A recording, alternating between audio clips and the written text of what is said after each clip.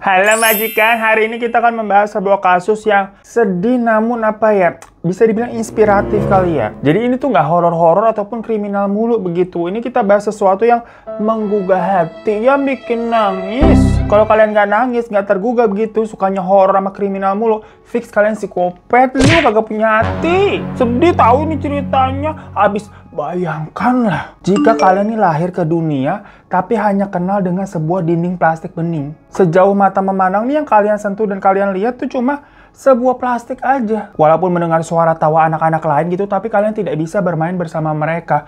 Bayangkan seperti itu majikan. Karena itulah yang memang terjadi dalam kisah hidup dari David Vetter. Seorang anak yang dijuluki Boy in the Bubble. Karena dari hidup tuh dari awal brojol di bumi nih sampai besar dan tutup usia, dia tinggal di dalam sebuah bubble plastik. Perkara dia mengidap sebuah penyakit langka yang memang mematikan. Sampai-sampai kisah hidupnya ini menjadi inspirasi film, video klipnya Afgan tuh yang sabar, sabarlah cintaku. Itu tuh dari cerita itu juga dan mengubah sejarah medis. Langsung aja ya. Jadi David Vetter ini atau nama lengkapnya David Philip Vetter itu lahir di Houston, Texas pada tanggal 21 September 1971. Ibunya bernama Carol Ann dan ayahnya bernama David Joseph Vetter Jr. Nah, David yang mau kita ceritakan ini tuh anak ketiga, gengs. Dia itu punya kakak pertama perempuan namanya Catherine dan kakak kedua tuh namanya David Joseph Vetter III. Jangan bingung dulu, kalau di Amerika itu biasa nama tuh suka samaan, dibedain pakai junior atau ditambahin angka Romawi di belakangnya. Jadi tadi bapaknya namanya David, tapi kan David Joseph Vetter Jr. Ya pasti bapaknya dia atau kakeknya tuh juga namanya David tuh, makanya sih bapaknya ini namanya dipakai junior. Nah terus tadi anak keduanya sama dinamain David juga, tapi David Joseph Vetter III pakai Romawi. Dan anak yang terakhir yang mau kita ceritain ini namanya sama David juga, tapi David Philip Vetter gitu, paham ya? Nah kita ke anak yang kedua tadi dulu ya, yang David Romawi III. Dimana anak kedua ini tuh didiagnosa mengidap penyakit langka yang disebut dengan SCID atau Severe Combined Immunodeficiency. Jadi sebenarnya itu tuh penyakit genetik yang menyerang sistem kekebalan tubuh, gengs. Dimana para penderitanya itu jadi nggak punya sistem imun yang bisa dibilang hampir nol tuh sistem imunnya. Alhasil karena nggak punya sistem imun nih, pastinya jadi gampang terkena virus sama penyakit. Macam kayak orang autoimun, tapi ini lebih ekstrimnya begitu. Dan waktu itu pas David Romawi III ini lahir, di zaman itu tuh belum ada obat atau penyakit untuk bisa menyembuhkan SCID tadi. Penanganannya juga nggak tahu harus gimana. Makanya memang rata-rata bayi-bayi yang terlahir dengan SCID tadi itu nggak ada yang selamat. Jadi habis lahir nih nggak lama kemudian mereka akan meninggal karena ya tadi terpapar virus ataupun bakteri. Karena istilahnya aja ya, misalkan orang yang punya SCID ini dia terkena virus flu ringan aja gitu dari orang lain kan misalkan, itu jatuhnya bisa mematikan padahal flu ringan. Gambarannya seperti itu, serentan itu, gengs. Namun fun fact ya sebenarnya SCID ini itu jatuhnya memang penyakit langka ya, yang tapi kebanyakannya tuh menyerangnya laki-laki. Jadi yang cewek-cewek ini lebih aman gitu ya, berarti ini nggak kesetaraan gender ya. Dan kebetulan tadi kan pada saat itu belum ditemukan obat atau cara untuk menyembuhkan penderita penyakit SCID. Maka dari itu banyak pihak-pihak terutama di bagian medis pastinya ya, bereksperimen lah yang jatuhnya mereka nih mau mencari cara penyembuhannya bagaimana. Salah satu pihak medis yang lagi melakukan penelitian itu namanya Texas Medical Center. Di mana memang beberapa tahun terakhir mereka lagi banyak melakukan terobosan-terobosan di dunia medis. Kayak pernah berhasil melakukan transplantasi jantung pertama tuh di dunia. Terus pernah berhasil juga melakukan operasi pemisahan bayi kembar siam. Makanya banyak penelitian-penelitian lain yang mau mereka lakukan terhadap penyakit-penyakit yang sekiranya belum ditemukan nih solusinya. Maka dari itu mereka memang mencari anak yang menderita SCID tadi untuk masuk ke dalam program penelitian mereka. Ditemukanlah nih info ada nih anak namanya David Joseph Romawi III tadi. Dan dokter yang waktu itu lagi melakukan penelitian ini namanya Dr. John Montgomery. Ngomonglah si Dr. John ini kepada orang tuanya si David, mau nggak anaknya dicoba disembuhin dengan cara memperbaiki sumsum tulang belakang dengan transplantasi. Kalau di teman cerita kemarin tentang transplantasi donor ginjal, kalau di sini sumsum tulang belakang. Dan waktu itu cara yang paling cepat untuk menemukan sumsum tulang belakang yang cocok itu ya didapatkan atau diambil dari pihak keluarga sendiri yang memang satu genetik, satu darah. Dan setelah dites nih, si bapak, si ibu, dan si kakaknya tuh yang Catherine anak pertama, ternyata yang cocok itu adalah si anak pertama Catherine. Ya udah, setelah melakukan diskusi segala macam dan semua pihak juga setuju, diaturlah jadwal operasinya. Cuma yang namanya manusia itu kan boleh berencana, namun Tuhan juga yang menentukannya, majikan. Karena belum sempat dilakukannya operasi, lah David keburu meninggal di bulan Agustus tahun 1970 waktu usianya baru 7 bulan. Kenapa? Ya karena tadi David kan emang dari awal menderita skit. Yang mana kita juga udah bilang, bayi-bayi yang didiagnosa menderita skit itu pasti umurnya nggak bakalan lama. Karena serentan itu, guys, kalau kena infeksi ataupun virus sedikit aja, ulah langsung fatal. Jadi David waktu itu hanya bertahan 7 bulan. Namun di sini nih mulai bagian kontroversinya. Jadi orang tuanya David, ya maksudnya si bapak dan ibunya itu, ternyata memang pengen banget punya anak laki-laki. Karena yang pertama kan anak perempuan tuh, Catherine lahir kan, dan yang kedua sebenarnya udah seneng nih mereka David lahir. Tapi ternyata David ini terkena skit dan hanya berumur 7 bulan aja masa hidupnya. Jadi tuh mereka masih pengen punya anak laki-laki lagi ceritanya, gengs. Padahal tadi kita udah bilang ya, kalau skit ini kan adalah genetik dan menyerangnya ke anak laki-laki. Lah kalau hamil lagi dan melahirkan anak laki-laki, jadi kemungkinan besarnya selanjutnya anak ini juga sama akan terkena skit juga karena udah ada riwayatnya. Dan hal itu udah dijelasin juga sama dokter gitu pas diskusi mengenai operasinya David tadi. Ya harusnya kan di situ orang tuanya paham dong. Tapi ternyata Bu Carol nih, pihak istri nih, tetap hamil ujung-ujungnya. Ya dokter pas tahu mengenai hal ini cuma bisa kayak, aduh, begitu aduh. Kayak mana bilangin mama ini? Sampai-sampai si dokter bilang, ibu yakin mau melahirkan bayi ini? Secara jatuhnya gambling ya Bu, maksudnya 50-50 nih antara bayinya akan sehat atau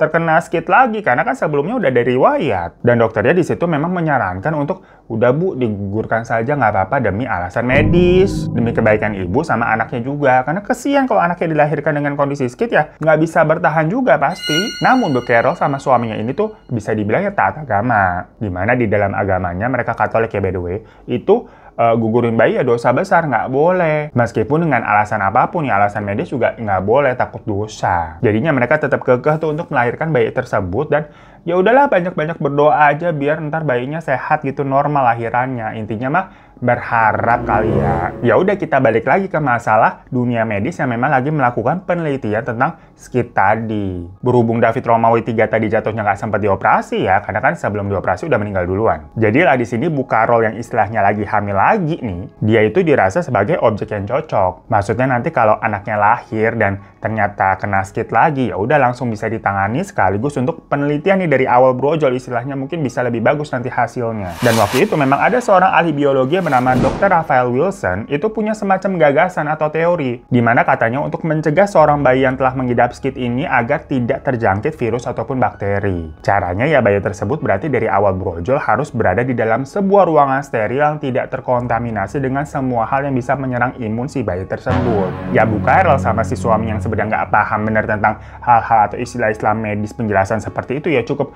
ngangeng waktu dijelasin. Mereka kayak, iya aja deh ngikut dong. Yang penting mah anak saya selamat, katanya begitu. Ya udahlah akhirnya dibuat tuh beneran tempat steril yang dimaksud tadi yang berbentuk balon plastik yang dirancang sedemikian rupa oleh si Dr. Wilson ini dan diawasi juga sama Dr. Montgomery. Pokoknya mereka kolaborasi lah dalam penelitian ini. Yang begitu Bu Carol melahirkan brojol dah tuh anak tersebut langsung dimasukkan ke dalam balon tersebut. Jadi di sini tuh nggak ada adegan Bu Carolnya sendiri sebagai ibunya ya megang anaknya dulu begitu, terus mau meluk itu nggak ada. Dalam hitungan detik nih pas bayinya keluar langsung dipotong tali pusernya, dibersihin, dimasukin ke dalam balon. Dan anak tersebut dinamai David lagi, yaitu David Philip Vetter atau David Vetter. Dan sesuai prediksi, waktu dicek, si David Vetter ini tuh ya iya mengidap penyakit skit juga. Pihak orang tua nih walaupun sedih dan lemes ya, tapi ya hal ini kan sebenarnya sudah mereka persiapkan ya, udah wanti-wanti juga dari awal. Dimana mereka harus siap tuh kehilangan anak lagi kalau si David Vetter ini nggak bisa selamat juga seperti kakaknya tadi tuh anak kedua. Cuma lagi-lagi harapan itu kan akan selalu ada. Ya wajar aja sebagai manusia kan kita berharap ya, apalagi di sini konteksnya seorang ibu tuh Bu Carol. Makanya Bu Carol ini selalu berharap dan berdoa kalau anaknya David yang ketiga ini tuh bisa selamat dan memiliki umur yang panjang. By the way, setelah ini kita ngomongin David itu maksudnya David anak yang ketiga ini ya. Kita udah nggak ngomongin David yang anak kedua tadi karena kan udah meninggal di awal. Nah, karena si David Vetter ini tadi tuh lahir dan positif skit juga, langsunglah mau dilakukan prosedur operasi sumsum tulang belakang yang sebelumnya belum sempat dilakukan. Cuma cobaan demi cobaan terus-terusan muncul, gengs. Kalau tadi anak yang kedua tuh diperiksa cocok dengan sumsum tulang belakangnya milik Catherine tuh anak pertama. Nah, David yang anak ketiga ini ternyata nggak cocok dengan sumsum tulang belakangnya Catherine. Karena memang mencari yang cocok itu susah ya, walaupun sedarah juga. Makanya ada aja nih cobaannya. Maksudnya yang sedarah aja susah, apalagi nyari yang nggak sedarah alias orang lain gitu. Wah, itu mah perlu waktu bertahun-tahun kali ya untuk menemukan yang pas, harus dicek satu-satu. Apalagi ini kan kejadiannya zaman dulu, dimana ya secanggih-canggihnya pengobatan medis itu apa-apa masih manual. Pengobatan skit ini aja belum ditemukan caranya kan? Intinya pada saat itu bisa dibilang impossible lah untuk menemukan sumsum yang cocok dengan orang lain yang nggak sedarah. Namun memang balik lagi ke poin yang tadi kita sebutkan, dimana pihak medis pada saat itu lagi niat nih, memang lagi ada program untuk melakukan penelitian penyembuhan skit. Jadi ya semua hal tetap diusahakan, termasuk mencari sumsum yang cocok untuk si David. Dan dalam proses pencariannya itu, berarti kan si David ini harus tetap hidup dong. Dan caranya agar si David yang punya skit ini tuh bisa terus survive, berarti dia harus terus berada di dalam balon steril itu. Dari sinilah istilah The Bubble Boy lahir. Karena balon yang awalnya hanya untuk tempat transit sementara ya, setelah lahir abis itu mau dioperasi, karena operasinya nggak jadi lagi nih, jadinya balon tersebut disulap menjadi tempat hidup selama menunggu jadwal operasi. Jadi nggak cuma transitan doang, tapi ya udah tinggalnya di situ. Yang tentunya dibuat ukuran lebih besar. Pokoknya dirancang sedemikian rupa lah agar di dalam tersebut tuh selalu steril dan terhubung dengan oksigen yang bersih. Ya kalau tertutup kagak ada oksigennya kagak bisa napas ya. Yang mana kalau kalian lihat juga itu ada kayak bolongan dengan sarung tangan karet, gengs. Dimana kalau orang yang mau menyentuh, misalkan kayak mau nyuapin David, ya itu harus melalui alat itu. Jadi memang nggak ada sentuhan kontak fisik sama sekali ya, kulit ketemu kulit itu nggak boleh. Dan di part ini aja udah sedih banget, gengs. Bayangin dari lahir tuh sampai nanti gede ya, David ini tuh nggak pernah merasakan kontak fisik yang secara langsung kulit sama kulit. Semuanya dibatasi oleh hal-hal perplastikan, sampai pakai sarung tangan segala macam, harus steril soalnya. Ya memang ternyata cara tersebut berhasil. Karena untuk pertama kalinya di dunia nih, ada anak dengan skit itu bisa survive selama bertahun-tahun, tidak terinfeksi virus ataupun bakteri apapun. Ya abisnya yang udah-udah kan kalau anak menderita skit tuh paling lama, paling banter gitu, rata-rata masa hidupnya masa tahun. Tapi kalau David ini bisa hidup lebih lama dari itu. Makanya cerita ini tentunya menjadi sebuah terobosan dalam dunia medis dan menjadikan penelitian dari David ini tuh dilirik dari banyak pihak untuk mendapatkan sokongan dana. Biar penelitiannya ini benar-benar bisa tuntas, bisa menemukan nih sumsum tulang yang cocok dan penyembuhan skit untuk David. Hingga makin bertambahnya usia, David ini sebenarnya menjadi anak yang cerdas, gengs. Dengan konteks dari awal brojol sampai tumbuh kembang, kan dia di dalam balon gitu, terisolasi dari dunia luar. Dan dari situ pastinya banyak media-media juga yang memberitakan mengenai kisahnya David ini, macam ada bocah ajaib one of a kind gitu, tetap bisa bertahan walaupun mengidap skit. Cuma yang namanya netizen ya, pas dengar berita tersebut ada aja komennya. Karena lebih banyak yang melihat angle atau cerita dari David ini tuh macam, kok si David kayak kelinci percobaan ya? Ya bisa kan kalau secara kasat mata kita lihat nih ada seorang anak yang hidupnya di dalam balon, kagak boleh keluar, nggak bisa disentuh juga, berarti kan dia nggak punya kebebasan. Ya walaupun tujuannya dinamakan dengan embel-embel untuk kesembuhannya David, tapi di balik itu kan juga memang ada kepentingan-kepentingan dari pihak-pihak yang memang sedang melakukan penelitian. Ya berarti kan kelinci percobaan si David. Apalagi sedari kecil si David ini tiap hari tuh selalu menerima berbagai suntikan untuk diambil sampel darahnya lah, untuk pakaiin inilah, pakaiin itu. Ya untuk penelitian semuanya. Jadi banyak banget tuh bekas-bekas suntikan di tubuhnya, gengs. Dan memang gak hanya pihak rumah sakit aja tuh yang kena komen netizen tadi tuh. Orang tuanya David pun juga sama, dibilang egois. Makanya kan tadi di awal kita bilang, pas Bu Carol hamil lagi ini menjadi kontroversi. Soalnya kan sebelumnya ya dia udah kehilangan anaknya tuh yang nomor 2 karena skit. Lah kok malah hamil lagi, mau melahirkan anak laki-laki lagi, dan setelahnya membiarkan anaknya itu menjadi objek penelitian. Ya makanya netizen ini melihatnya kayak miris banget, itu kasihan anaknya juga disuntik tiap hari, nggak bisa main dengan bebas kayak anak lainnya. Yang kalau kejadiannya di sini mah udah dilaporin ke Komnas HAM sama Kaseto. Ya cuma masalahnya netizen itu kan kadang komen aja begitu ya. Mungkin memang benar di awal, bisa dibilang ya Bu Carol ini seperti egois, tidak memikirkan resiko atau kemungkinan jika punya anak lagi akan menjadi seperti ini kejadiannya. Tapi ya gimana pun juga, ini kan kejadian udah lahir si David ya, anak ketiga nih. Dan terus kalau dia disuruh dikeluarin dari balon ya, pasti bakal meninggal. Jadi bagaimana nih Taejin maunya bagaimana? Maunya meninggal begitu? Serba salah pasti keadaan.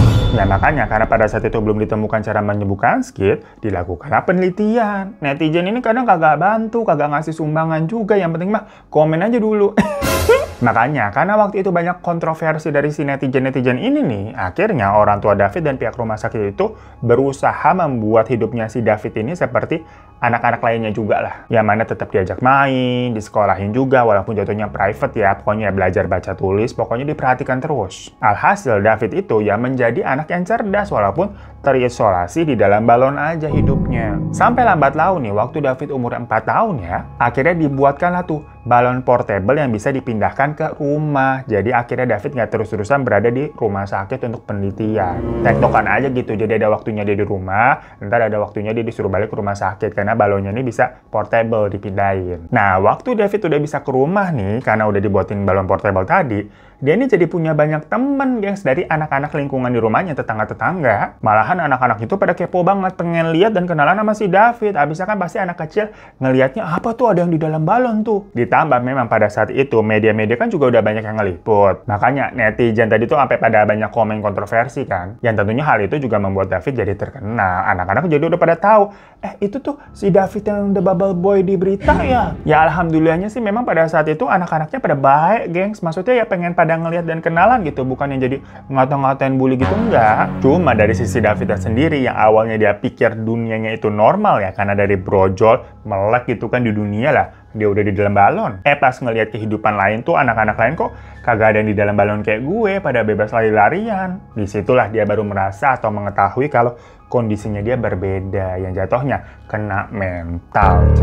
Kasihan ya, dia juga pengen pastinya kayak anak-anak lain gitu bisa lari-lari bebas. Ya waktu itu nih ada cerita, nggak sengaja waktu lagi jadwal ke rumah sakit nih, seperti biasa ya David kan disuntik. Nah itu ada jarum yang masih tertinggal di dalam balon. Akhirnya sama si David itu jarum diambil buat berusaha ngerobek balonnya, geng, supaya dia bisa keluar dan main lari-larian sama anak-anak lain. Ya untungnya waktu itu posisinya karena di rumah sakit ya, ada yang langsung lihat, panik lah orang-orang. Untungnya bahan balonnya mah cakep, tebel begitu ya, jarumnya juga jarum tipis. Karena kan buat anak kecil, jadi belum sempat bener-bener robek atau bolong. Pas ditanya kayak, kamu kenapa melakukan itu David? Ya si David jujur bilang, saya mau main keluar, kok anak-anak lain gak ada yang tinggal di dalam balon kayak aku. Sedih banget pastinya ya denger begitu ya. Tuh buat kalian merasa gak punya kebebasan begitu. Kalau dibandingin dengan cerita si David ini, bener-bener David itu definisi gak punya kebebasan yang sesungguhnya loh. Makanya dari situ David dijelasin mengenai keadaannya yang memang kamu tuh berbeda dengan anak-anak lain. Dimana kamu harus tetap berada di dalam balon agar bisa tetap hidup, karena nggak bisa kena virus sekecil apapun.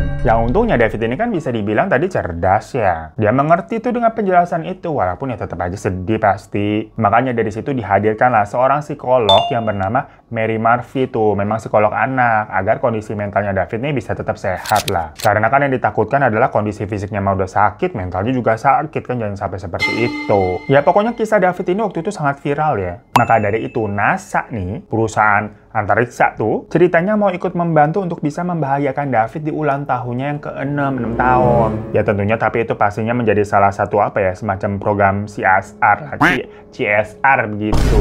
Ya pokoknya program yang bisa membuat image dari NASA nih bagus, melakukan hal-hal sosial yang menyentuh hati. Dimana si NASA ini tuh membuatkan baju, ya macam baju astronot untuk si David nih, agar dia bisa bermain dengan anak-anak lainnya tuh di luar. Jadi konsep bajunya sendiri sebenarnya seperti rumah balon, tapi dalam bentuk baju aja, agar tubuhnya David ini tidak terkontaminasi dari hal-hal sekitarnya, tapi bisa dipakai buat gerak. Walaupun demikian ya, jangan salah, bajunya itu tuh memakan biaya fantastis yang mencapai 50.000 US dollar atau sekitar 750 juta, guys. Ya karena dari bahan dan prosedur untuk memakai itu tuh juga ribet banget. Bayangin aja ya, David untuk bisa masuk dan memakai baju itu tuh harus dilakukan 51 prosedur, gengs. Mulai dari proses sterilisasi, pembersihan segala macam. Jadi seribet itu untuk memastikan semuanya tidak ada kebocoran sama sekali, ini nggak ada kontaminasi. Dan hasilnya, untuk pertama kalinya David akhirnya bisa bermain di halaman depan rumahnya tuh bersama kakaknya Catherine dan teman-teman tetangganya. Girang banget dia, main siram-siraman air, lempar bola, pokoknya hal-hal yang selama ini tuh David idam-idamkan hanya bisa dia lihat dari dalam balonnya doang. Terus nih ya, ada sebuah cerita yang sweet banget. Jadi waktu umurnya David 7 tahun tuh, ada salah satu temennya, ya tetangganya tuh, sebelah rumah persis yang memang sering main tuh sama si David, cowok juga. Dan dia ini ceritanya suka banget sama Star Wars. Pokoknya segala perintilan mulai dari komik sampai mainan-mainannya Star Wars tuh selalu dibawa tuh diliatin ke si David. Ya macam bocah yang selalu cerita kalau punya barang baru lah. Sampai suatu hari ada film Star Wars tuh yang Return of the Jedi tayang di bioskop. Ya tetangganya itu nonton, orang dia penggemar Star Wars dan cerita tuh betapa serunya itu film. Ya namun pada saat itu David cuma bisa dengerin aja ya sambil bilang kayak kira-kira bisa nggak ya aku suatu hari nonton di bioskop juga. Mendengar hal itu tetangganya kayak kesian kayak iya kamu harus nonton Star Wars, bagus banget filmnya. Akhirnya si tetangganya itu bilang ke pemilik bioskopnya, bapak-bapak gengs, bayangin nih anak kecil ngomong sama bapak-bapak kayak Pak, boleh nggak teman saya nonton bioskop, Pak? Tapi keadaannya gini, dia tuh nggak bisa banyak orang, jadi di bioskop harus tetap steril. Ya lagi-lagi berhubung waktu itu memang David kan terkenal. Namanya sering diberitakan di media. Jadi sebenarnya si pemilik bioskopnya ini juga tahu tentang cerita hidupnya David dan merasa kasihan. Akhirnya bener loh, disediakan itu satu studio khusus untuk David secara gratis agar bisa nonton Star Wars. Padahal konteksnya waktu itu film Star Wars ini lagi rame-ramenya, sold out terus. Dimana kalau ngosongin satu studio ya sebenarnya rugi, tapi demi David akhirnya diwujudkan. Ya nonton lah akhirnya si David tuh pakai baju nasanya tadi bareng orang tuanya, jadi hanya ada mereka doang di dalam bioskop. Apa nggak seneng itu si David nonton Star Wars film action tapi nangis begitu kayak nonton film sore ya, saking terharunya bisa nonton bioskop. Namun sayangnya kebahagiaan itu nggak berlangsung lama majikan. Soalnya ya si baju nasanya itu lama-lama kagak muat lagi, perkara si David kan bertambah gede ya seiring bertambahnya umur. Jadi waktu umurnya 8 tahun tuh bajunya udah kagak muat, dianggap ya udah nggak bisa gitu, udah sesek. Sedangkan untuk buat bajunya kan tadi anggarannya 750 juta sendiri. Ya makanya dari situ terpaksa lah si David harus ngendon lagi udah di dalam rumah balonnya aja dan kembali hanya bisa ngeliat anak-anak lain tuh bermain di luar tanpa dia bisa ikutan. Cuma ya karena umurnya udah semakin besar juga, dia itu sebenarnya juga udah semakin bijak dan mengerti tentang keadaannya itu. Jadi selain pintar, David ini juga bisa dibilang apa ya, penyabar gitu, nggak tantruman orangnya gitu, subhanallah ya. Malahan dia sempat baca berita tuh di koran mengenai dirinya sendiri, abis itu diliput kan. Dari situ dia tambah mengerti kalau memang kondisinya ini berbeda dengan orang kebanyakan, makanya sampai diberitain banyak media. Dirinya itu merasa kayak special, one of a kind, yang karena masuk berita tuh, biasanya kan orang masuk berita tuh apa sih? Orang-orang ternama. Ya udah berarti aku 11-12 kayak artis. Buat nyenengin dirinya aja gitu, karena dia merasa artis jatuhnya beritain. Apalagi setelahnya itu juga rilis tuh filmnya John Travolta yang berjudul The Boy in the Plastic Bubble. Ya memang itu tuh film terinspirasi dari kisah hidupnya David. Pokoknya kisahnya itu tentang anak yang tumbuh tuh sampai remaja tapi hidupnya selalu di dalam gelembung balon. Si David dikasih tonton itu juga, cuma waktu itu ya nontonnya di rumah sakit tuh diputerin di TV. Nah David ya, anak umur segitu bisa komen loh. Ah, itu salah tuh proses masukin bajunya tuh. Nggak segampang itu masuk ke baju NASA. Orang aslinya ribet banget sampai 51 prosedur. Itu juga bentukan bajunya jelek banget, bagusan punya aku. Ya namanya film kan ada budgetnya ya, apalagi ini film jadul. Bajunya aja tadi 750 juta. Itu film tayangnya 1976, gengs. Mungkin budgetnya juga nggak sampai segitu. Dan masa di film juga diliatin tuh adegan 51 prosedur masuk ke dalam baju NASA. Ya kelamaan tentang masukin baju ke NASA doang. Kagak ada cerita lainnya ntar. Ya namun maksudnya di sini David umur segitu tuh udah bisa komen begitu berarti kan pinter ya. Long story short lagi nih, lanjut ya, sampai di tahun 1983, pokoknya waktu David umurnya 12 tahun, tim dokter yang melakukan penelitian ini menawarkan percobaan untuk operasi. Karena akhirnya mereka menganggap sepertinya ternyata tetap bisa nih kayaknya pakai sumsum tulang belakangnya Catherine meskipun memang ada ketidakcocokan. Tapi masih ada beberapa persen yang mungkin bisa berhasil lah, istilahnya mah dicoba, namanya juga penelitian. Orang tuanya David sendiri yang memang dari awal kooperatif ya, yang memang setuju untuk penelitian semua ini, yang ngikut aja lagi-lagi karena mungkin memang itu yang terbaik. Ya udah akhirnya di tanggal 21 Oktober 1984 dilakukanlah nih operasinya. Yang ternyata benar, awalnya mah operasinya berjalan lancar. Namun beberapa hari pasca operasi, ternyata sistem imun David ini bukannya membaik, malah makin memburuk. Yang setelah dicek lagi nih, apa yang salah gitu kan. Ternyata di sumsum tulang belakangnya itu yang udah dimasukin ke dalam David, ada beberapa virus yang menempel di sumsumnya itu. Dimana virus itu tuh berpotensi menyebabkan kanker.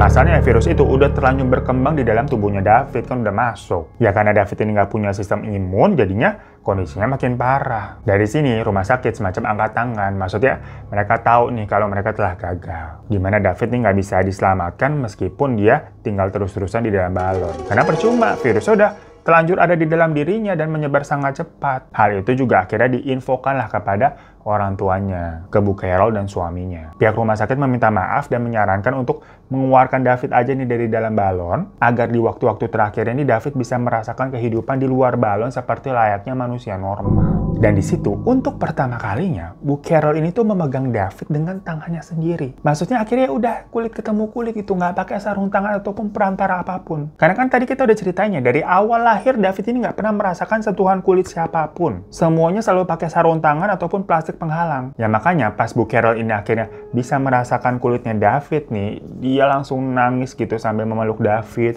megang pipinya, ngelus kepalanya dengan tangannya sendiri. Namun hal itu memang menjadi pertama dan terakhir kalinya David nih merasakan sentuhan tangan dari seseorang, yaitu dari ibunya sendiri. Karena setelahnya, di hari yang sama, malam harinya tuh, David meninggal dunia. Bener-bener sedih, masih majikan kita sampai merinding. Untuk pertama kalinya dia akhirnya hidup tuh bisa keluar dari balon, dan untuk pertama kalinya juga merasakan sentuhan tangan dari ibunya sendiri. Ya habis dari lahir kan langsung diambil sama perawat, dimasukin ke dalam balon. Perawatnya juga pakai sarung tangan, tapi di momen akhirnya dia bisa merasakan semua itu adalah akhir dari kisah hidupnya David Philip Vetter.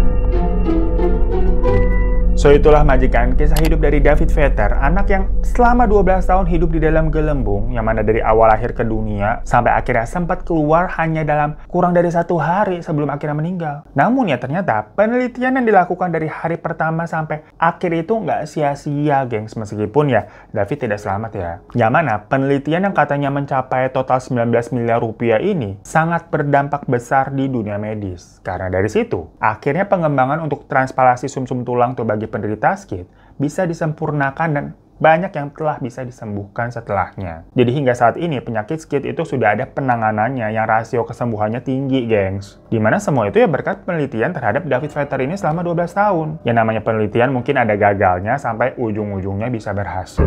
Sebuah cerita yang mengharu biru, ya definisi seseorang yang nggak punya kebebasan hidup. Hidup tapi seperti nggak hidup sepenuhnya begitu, paham nggak sih? Makanya banyak-banyak bersyukur lu, jangan ngeluh mulu. Ya terima kasih ya majikan udah pada dengerin ya. Mohon maaf kalau ada salah kata, dan sampai jumpa lagi di kasus-kasus mistis selanjutnya. Assalamualaikum warahmatullahi wabarakatuh. Misteri dunia orang pada kenapa? Misteri dunia memang